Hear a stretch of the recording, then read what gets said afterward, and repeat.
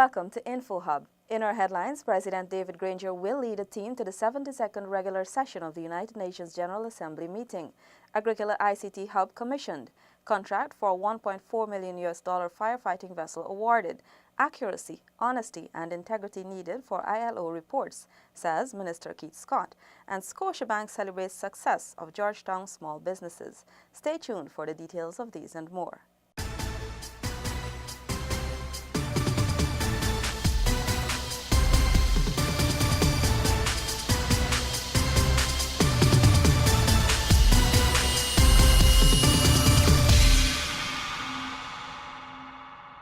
Thanks for staying with us, and now for the details. The President will be leading a team to the 72nd regular session of the United Nations General Assembly meeting next week. Tiffany Rodius has this report. The Ministry of Foreign Affairs will be part of the team to attend the meeting, which begins on September 18 at the UN's headquarters in New York. Minister Carl Grenett said several sideline discussions are planned during the week-long attendance. The delegation of Guyana has organized not only to participate in the various side events, but also to have meetings with bilaterals, that is with friendly states with which we have either cooperated traditionally or those with which we want to engage on issues that are of common interest. President David Granger will be addressing the Assembly, and his speech is likely to focus on the ongoing border controversy with Venezuela, climate change, protecting small states, among other relevant issues. The head of state will also have a one-on-one meeting with the UN Secretary General. There will also, of course, be a number of meetings around plurilateral or multilateral groupings, international groupings. The Commonwealth, of course, is a major player in that regard. We also expect to have some discussions with representatives of the African Union, the ACP group, and the like. The 72nd UN General Assembly is being held under the theme focusing on people, striving for peace and a decent life for all on a sustainable planet. The general debate will address terrorism, climate change, economic issues, and other topical issues. For InfoHub, Tiffany Rogers. Another ICT hub has been commissioned. Gabriela Patram tells us which community center is now benefiting from free internet access. The community of AGRICOLA is now online. This is the first community in Georgetown that is connected by the Ministry of Public Telecommunications and the National Data Management Authority. The hub is equipped with 10 computers. Many of the residents' faces voiced satisfaction knowing that their community center now has free internet access and was not forgotten in the midst of all the developments taking place. InfoHub spoke with some students who will be utilizing the hub on a daily basis. It's beneficial to use because it helps you to come do your homework, don't have money, and it could help you go forward to education and help you to have a job. And at least to encourage others to come and join it so that it can become something in the future. We can come and do our homework free, and even when it lock up, we have our parent phone, some children have their phone, and the Wi-Fi is open. So yeah, it's free to use. It's very exciting. Thumbs up. We also spoke with several adults. I must say I'm proud. God spared my life to see such thing happening in AGRICOLA. Though you see AGRICOLA is being deemed so bad. But as you heard, we have so many good things out of AGRICOLA. Director of the National Data Management Authority, NDMA, Philip Walcott, said that it is the mandate of the government of Guyana to have the country connected digitally for the good life. When the current administration assumed office in 2015, one of the early visions of His Excellency the President was bridging the digital divide. The government took a policy decision that one of the main tools of development for Guyana was the use of information and communication technology, ICT. The establishment of the AGRICOLA ICT Hub is a collaboration between the NDMA and the Mayor and City Council office. Georgetown Mayor Patricia Chase Green encouraged the community's youths to utilize the hub responsibly and pointed out that education is the key to success. Chairman of the ICT Hub, Ranwell Jordan, said that the facilities management team comprises 10 volunteers and the hub will operate from 16 hours to 19 hours, Mondays to Fridays. To date, 56 ICT hubs have been connected across Guyana. Reporting from the AGRICOLA ICT Hub, I am Gabriela Patram for InfoHub. Paul McAdam now tells us that a contract for a $1.4 million firefighting vessel, which will be stationed at the Demerara Harbor, was awarded. Fire Chief Marlon Gentle described the vessel's construction as a monumental event since the last time Guyana had this type of equipment was in 1978. The vessel, he said, will be constructed by the United Kingdom-based Anglo-Co Limited. One would only see the amount of development that is going on our waterfront and also the potential for more port facilities and so on being developed on our waterfront. That therefore, it heralds the need for this type of equipment so that we could have some sort of port protection for our storages, our wharves, warehouses, and so on the waterfront. And also, a fireboat is also a very useful piece of equipment for shore support in terms of land-based firefighting operations. The vessel will improve the Guyana Fire Service's marine firefighting and response capability. It will be able to pump in excess of 5,000 gallons of water per minute to support land-based operations also. That vessel, we understand, will take some time between 9 and 10 months to complete. In the meantime, the Guyana Fire Service is looking at the other facilities that will have to support this vessel in terms of boarding facilities, the staffing to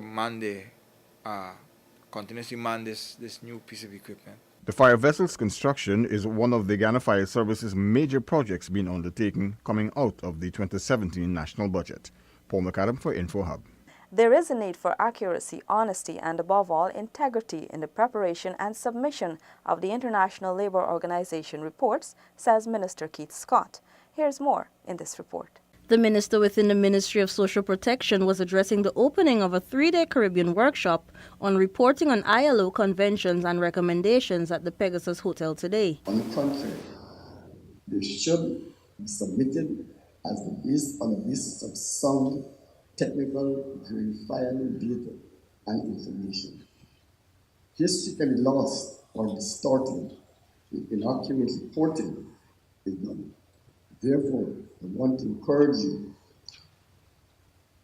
to aim at excellence as well as mastery in reporting after you shall have completed your training. The ILO report is intended to be a permanent document in the records of an organization. Minister Scott acknowledged that while Guyana is not as compliant as other regional nations in regards to submitting these reports, there has been steady progress. At the beginning of this year, however, 2017, the NORMED's database indicated that 28 reports were outstanding for Guyana.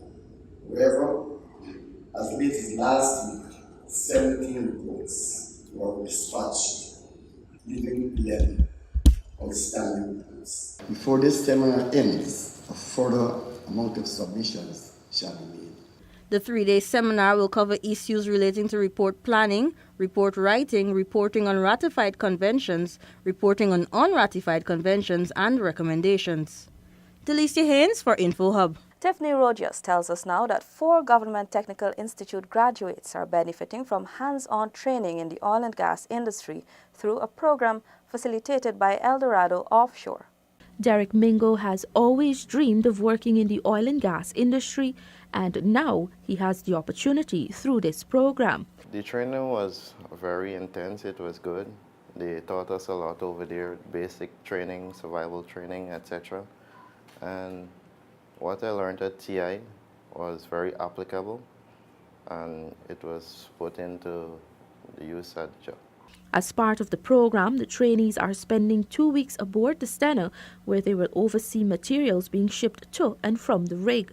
They will then spend another 2 weeks at EDO's office, located at Exxon's shore-based facility on Water Street.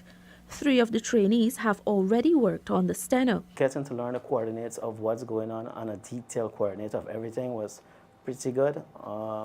Knowing the strings of each operation was challenging at first, but once you put yourself into it, it slowly grasps into you. It's a change towards working on land.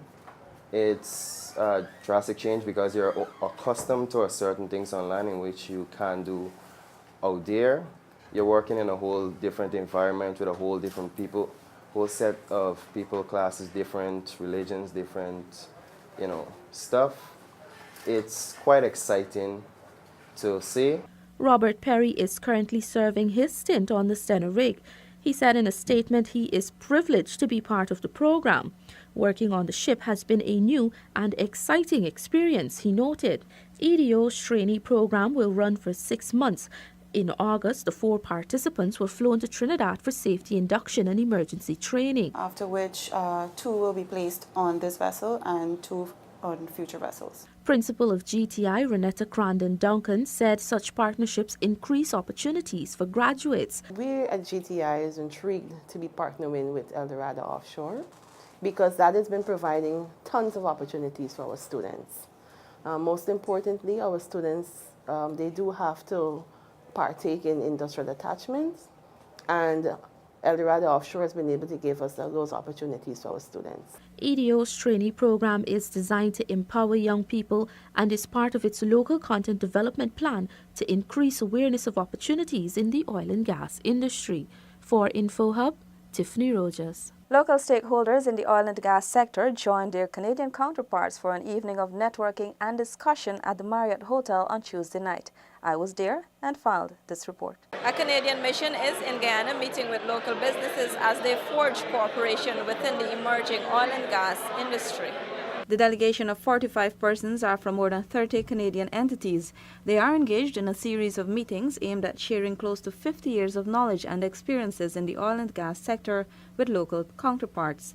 InfoHub spoke to one of the local stakeholders who spoke of the importance of aligning with experts for success. Events like this allow us to make these connections. You have a room full of Guyanese businesses here too, interacting with investors and people who've shown interest in doing business in Guyana with Guyanese businesses. So this is about the right time for us to make these connections. We can't wait until the day one of oil arrives. We need to make these connections today. CEO of Go Invest Owen Verwey and Canadian Charge d'Affaires Jean Sheltinga expressed optimism that the mission would result in benefits to both sides. If we looked at it from the trade aspect of it, and 10 years, 5 years, I'm being very optimistic with 5 years, and even 15 years from today, if we can recognize a company that was relatively born in Guyana and exported out of Guyana to provide the same services in the international oil and gas community, that would be one of our great achievements as a trade development, especially out of an activity like this. The Canadian Trade Mission to Guyana is a collaborative effort between the Ministry of Business, Go Invest, the Ministry of Natural Resources, and Government of Canada and the High Commission of Canada. It is also part of the country's ongoing effort to establish strong support mechanisms for the emerging industry. As Guyana positions itself for the next phase of economic development, local businesses have to continue to enhance their presence. And we look forward, as the years progress, to call on the Guyanese private sector and champion responsible development. The massive turnout at this evening's activity shows great prospects for the cooperation that can happen between the two countries. For InfoHub, I'm Natasha Smith. Thanks for watching. Do remember to connect with us 24/7 on our website and social media. Goodbye.